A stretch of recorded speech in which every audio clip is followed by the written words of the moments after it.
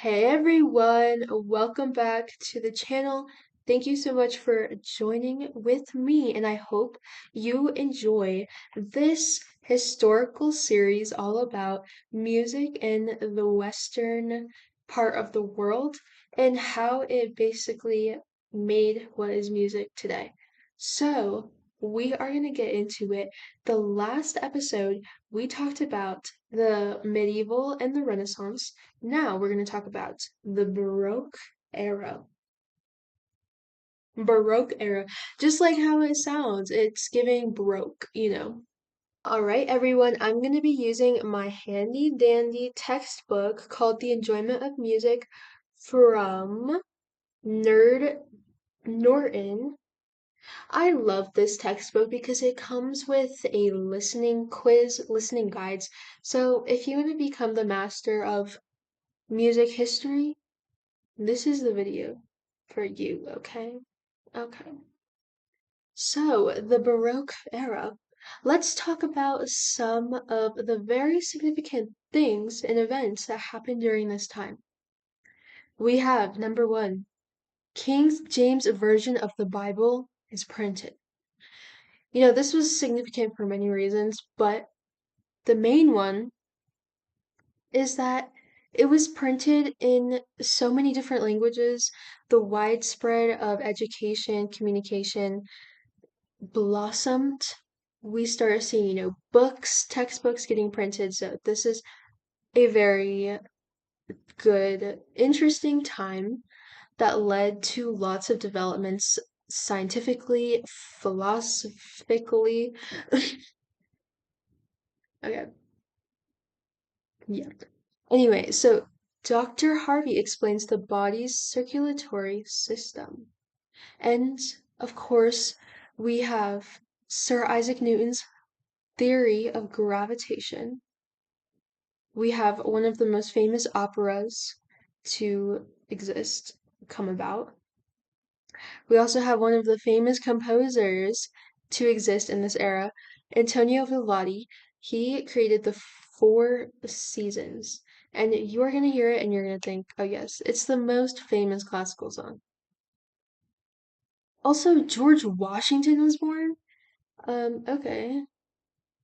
And yeah, so very interesting time. Let's just dive right into it. The prelude, music as exploration and drama. So music definitely intensifies emotion. This may seem self-evident to us nowadays, but during this period, the 16 and the 1700s, the Europeans set out to develop new musical approaches to ramp up the various emotional states and help listeners listen during the music. So, composers and performers became increasingly interested in how music could enhance the expression of words. So, opera came about, and also the highly skilled training of how they sing it came to be. And these two things, opera, made Renaissance music seem so outdated and so traditional. So, not only do we see a significant focus on musical instruments, but we also see in the voices.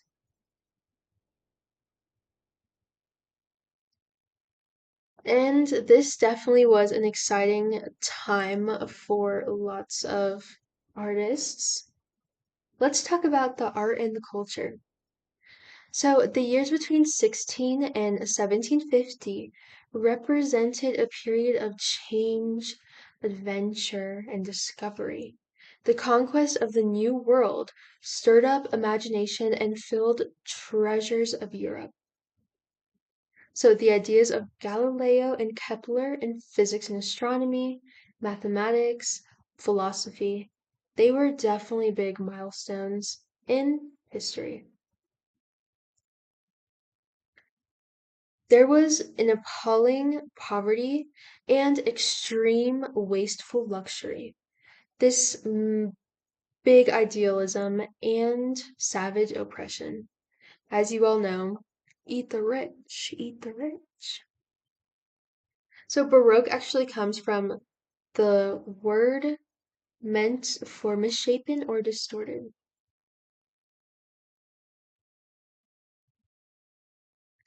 So the Baroque era was definitely filled with absolute pure monarchy, and they made courts, salons to serve their enjoyment, to serve the entertainment purposes.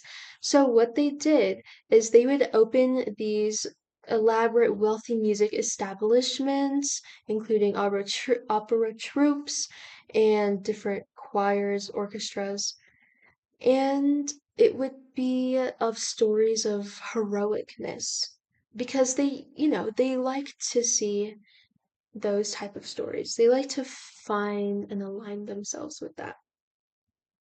So, as of now, music was very much still sort of wealthy and excluded from the middle class. But the middle class rose up. They started to create a culture of their own, and they made music at home.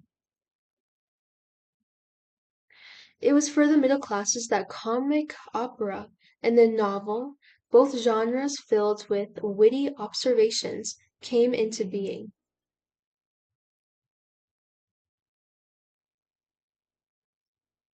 Also, we see definitely one of the most bloody times in history as Europe and other places are basically trying to expand their trade routes not only for resources but for power. We see a lot of upheavals, revolts, and a lot of blood spilled in their expanding colonies, such as in Congo, Free Congo, in Latin American countries. They tried in Mexico. They are expanding.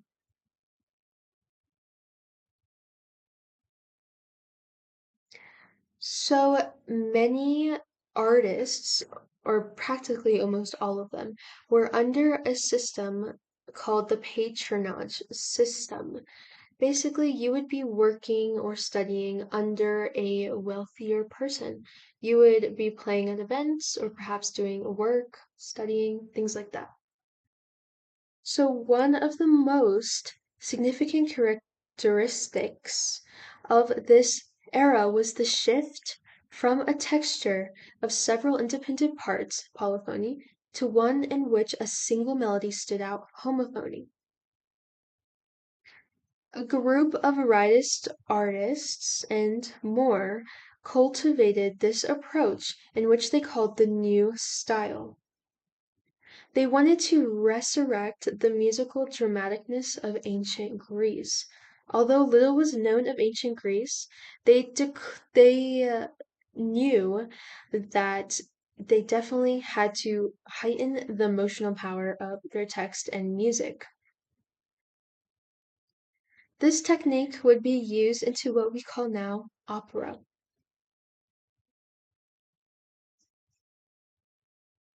Also, a new kind of notation accompanied the new style. So, most musicians were familiar with the basic harmonies, and so the composer would write a numeral value above or below the bass note indicating the required note, the chord required for the performer. Also, one of the most important things that happened in this era is the establishments, the creation of major minor tonality. With this development, it became such a powerful force in music. The movement between keys, tonality helped shape musical structure.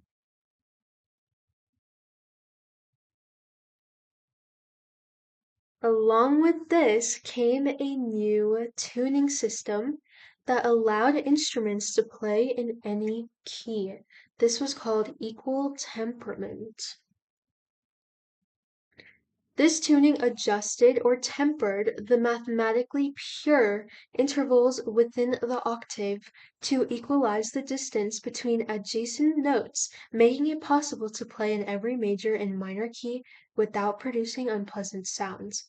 This definitely increased the harmonic possibilities.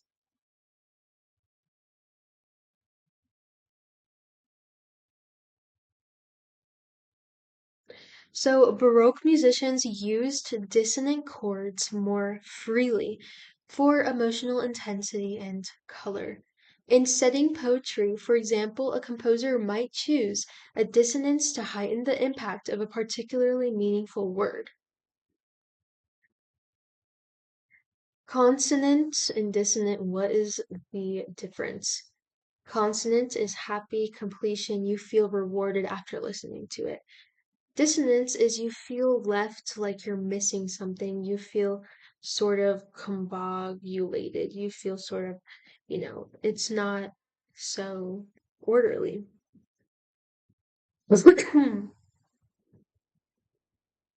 There was contrasts in tone color, in emotions, echo effects, and word painting. So these were all different ways in how they heightened the emotional impactability of the music.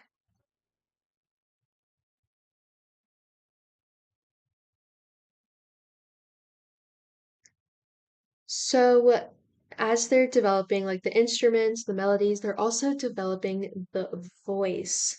The rise of opera brought with it the development of a phenomenal vocal technique that was so popular in the 18th century. And this is called castrato. A male singer who was castrated during boyhood in order to preserve the soprano or alto register of his voice for the rest of their life. So, what they were trying to achieve was the harmonic, graceful, pureness sound of the soprano female voice.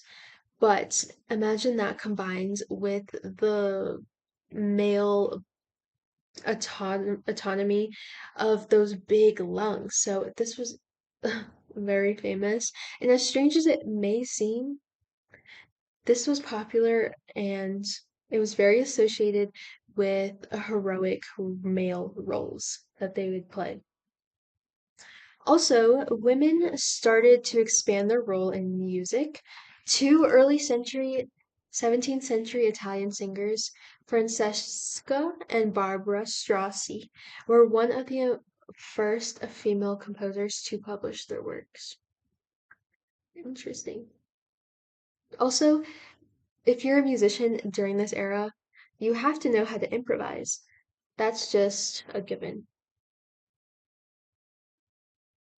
So, as we see these technological advancements, musical, we also see lots of regions of the globes coming together and using these elements to add to their culture.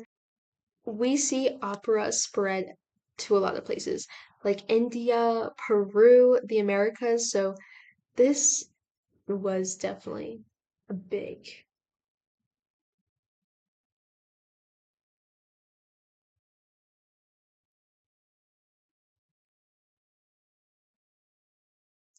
So let's touch a little bit about the day as a woman, the life as a woman during this era.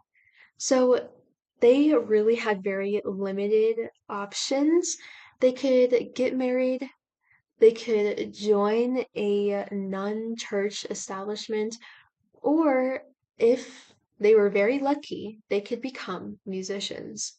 But only a few less than I can count on my fingers, managed to maintain a professional life in the public sphere, as they were often viewed as having ill repute. Nasty. Nasty.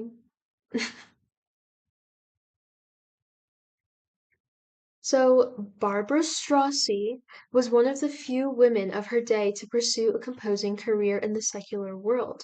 So, secular means non religious music, and non secular is religious music.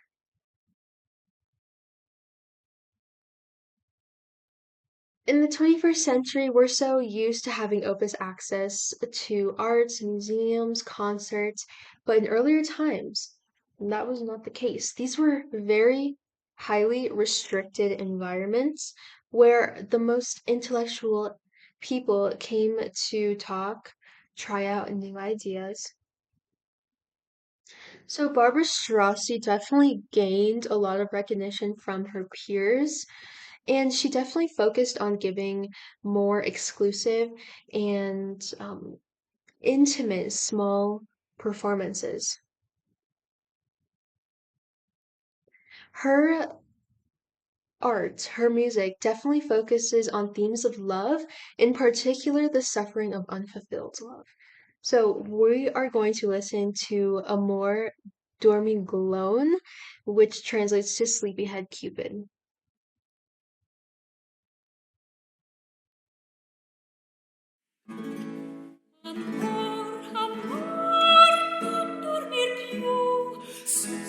So here we have the translation. Cupid, stop sleeping, get up, wake up now. For while you sleep, my joys sleep too, and my pains are awake.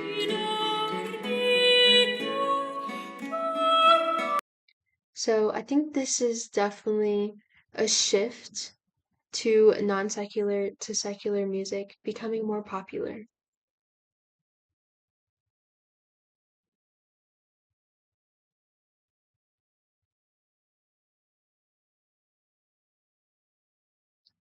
So the most important genre definitely of the Baroque era was opera. This is a large-scale music genre that combines poetry, acting, scenery, costumes with singing, instrumental music. We love opera. So who is the author, who is the composer of this famous piece, this famous opera? Well, it's Mr. Henry Purcell. So he was born in London, and his career really began at the courts of royalty. He held different jobs like singing, organist, and composer, and he wrote several operas for many venues.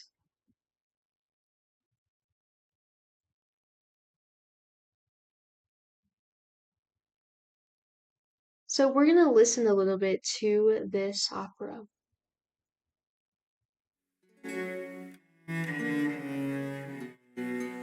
This one's called Thy Hands, Belinda.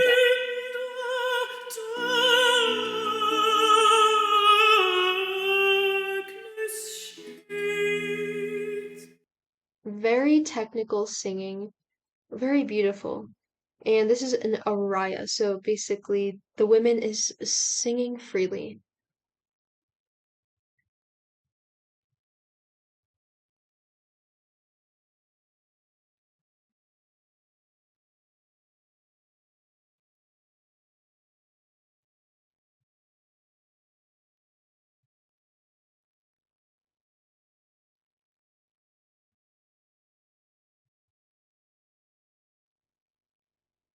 All right, so another famous composer, Mr. Bach.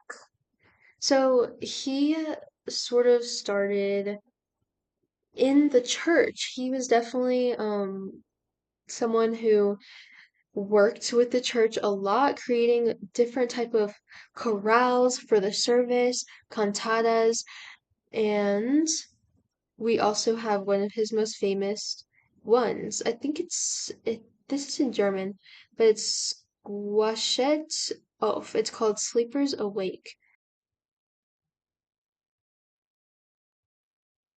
So a little bit about him. He was born in Germany, but he was raised a Lutheran, and he followed the family vocation of organist. Then he got appointed to the court as, a chamber musician and was very famous for his organ work and definitely for his pieces. He composed dance suites, concertos, sonatas for various instruments, so he definitely was wealthy.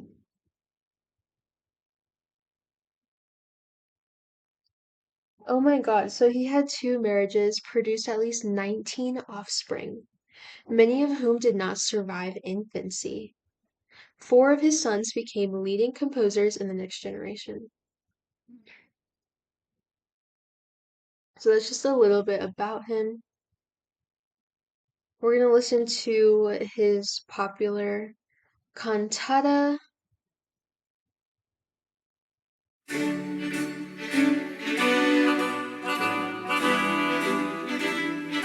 So here we have the translation: Awake the voices of watchmen calls from the high tower, awake town of Jerusalem. So yeah, another religious song. So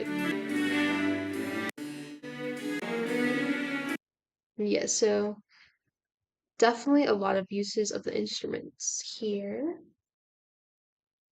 All right, let's talk about a little bit of the colonial musical side. So, Spanish settlers came to the New World in search of gold and other goods to take back to Europe. In the Americas, they were surprised to find complex societies with long-standing traditions, which included elaborate ceremonies and incorporated singing with musical instruments. So here's the thing though, the Spaniards were not really interested in all of that. They were more interested in what they considered as holy and what they considered as their divine right to rule. So, these Spaniards were conquering these tribes, these people, killing, terror, and converting them to Christianity or Catholicism. And so these native people sort of had a time where their mixed languages and mixed imagery became songs, and only a few have survived. For example, one in Mexico from the Native Americans.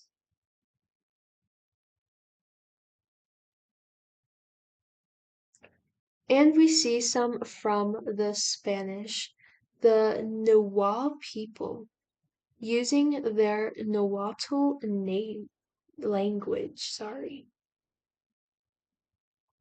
So here we have an example.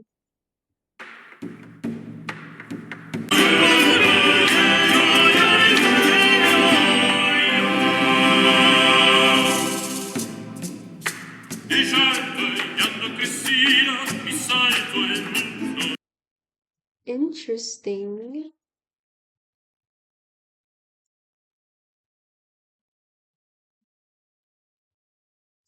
So technology has always played a crucial role in the development of music. And we now consider more closely the technologies of sound production and how musicians, craftspeople collaborated to imagine and manufacture increasingly sophisticated musical instruments. It was during this time that there was definitely a large focus on instruments and how they could be improved. These wealthy people and patrons were eager to invest in instrumental music to display in grand and special occasions, which this definitely helped the evolution of instruments. So some of the finest violins came from northern Italy, and to this day, people pay millions and millions of dollars just to get that beautiful, masterful instrument.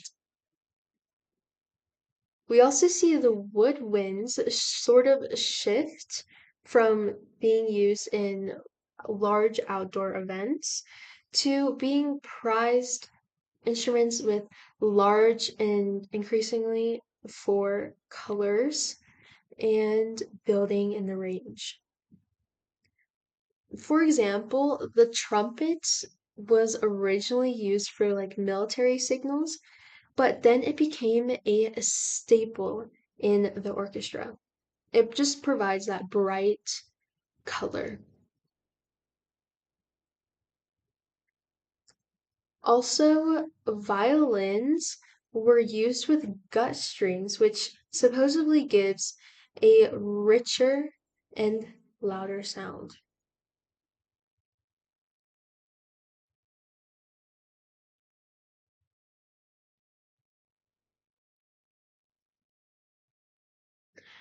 All right, Vivaldi, we have to touch on him for a second. Stay with me here. So, I'm sure you have heard of this song before.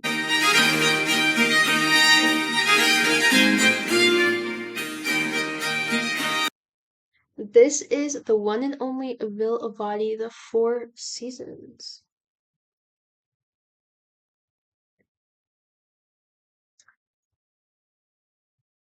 So he was the son of a violinist, and he grew up in Venice.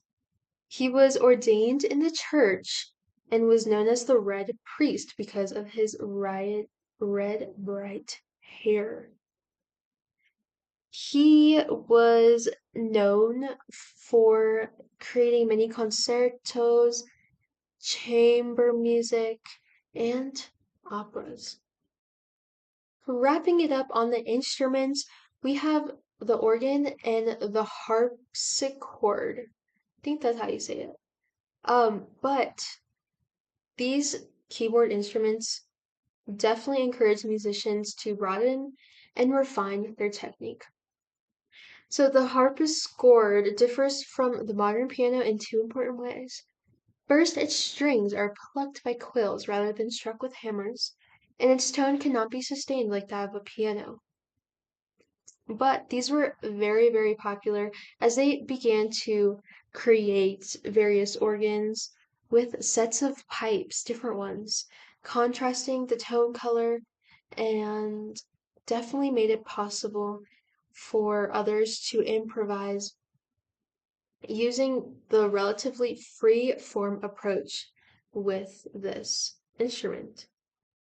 So here we have a style summary for the Baroque era.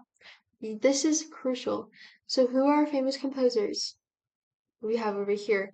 I'd say definitely the most famous ones were Strauss, Vivaldi, Bach. I think those are the most famous. So the melody very wide leaps with emotional dramatic effects. The rhythm and meter steady, energetic, and more freer. The harmony, very important. The major minor tonal system is established, as well as it's used for more expressiveness. The texture, we see homophony and polyphony, but also used in alteration to provide contrasts. The most famous genres we have opera, mass, cantata, anthem, oratorio, magnificent. So that is the Baroque era, and I hope you guys stay tuned for the next episode. One of my favorite eras, classicism, the classical era. So let me know if you guys learned anything new down below. I hope that you appreciate these videos. I really am going to complete this whole series because I just feel like this is a good like background video or just a video to take a break from the social media, to take a break from, brain rot. Definitely this educational video helps you learn, engages your brain, helps you remember, especially. These are like very condensed reviews of each era, so we are learning more each and every day. But anyway, I hope you stay tuned for me for the next video. We're talking about classical era, and this is very interesting, fun. So thank you so much for watching, and I'll talk to you later.